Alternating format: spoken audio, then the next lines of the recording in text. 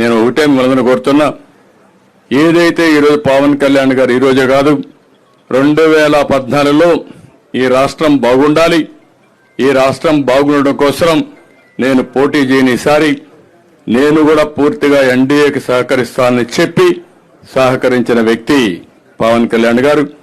అదే మాదిరిగా ఈ ప్రభుత్వం పైన వ్యతిరేకత ఉంది, ఈ రాష్ట్రం బాగుపడాలంటే ఈ ప్రభుత్వ వ్యతిరేక ఓటు చేరకూడదని చెప్పి దానికోసం పనిచేసిన వ్యక్తి పవన్ కళ్యాణ్ గారు. అలాంటి వ్యక్తి అక్కడ పోటీ చేసినప్పుడు ఒక పొత్తు ధర్మంలో వర్మ గారికి ఇబ్బంది ఉంటుంది, కార్యకర్తలకు ఇబ్బంది ఉంటుంది. కానీ ఆ పొత్తును మనం నెరవేర్చవలసిన బాధ్యత కూడా ఉంటుంది.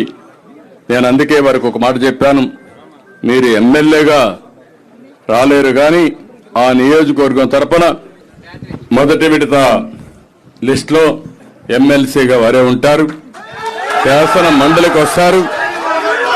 శాసన మండలికి రావడమే కాకుండా రేపు భవిష్యత్తులో నాకు కూడా కొంత బాధ్యత ఉంది, క్షత్రియులకు న్యాయం చేయాలి. అలాంటి న్యాయం చేసే దాంట్లో ప్రమోషన్లో మొట్టమొదటిగా వర్మ గారు ఉంటారని చెప్పి మరొకసారి మీ అందరికీ తెలియజేసుకుంటూ, ఇంకొక పక్కన కార్యకర్తలందరినీ కోరుతున్నా, ఈరోజు వర్మ గారంటే అభిమానంగా ఉండే ప్రతి ఒక్కరూ పవన్ కళ్యాణ్ గారిని గెలిపించుకోవాలి. అతిపెద్ద మెజారిటీ, చరిత్రలో ఎప్పుడు రానంత మెజారిటీ రావాలి.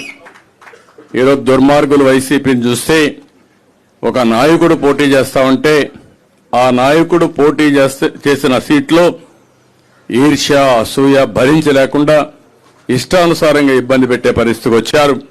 నేను అందుకే ఈ రోజు నుంచి మిమ్మల్ని కోరుతున్నా, ఎక్కడ కూడా ఒక చిన్న ఇది రాకుండా మీరే వర్మ క్యాండిడేట్ అయితే ఎట్లా పనిచేస్తారో దానికంటే 10 రెట్లు ఎక్కువగా పనిచేసి పవన్ కళ్యాణ్ గారిని బ్రహ్మాండమైన మెజారిటీతో గెలిపించవలసిందిగా ప్రతి ఒక్కరిని కోరుకుంటూ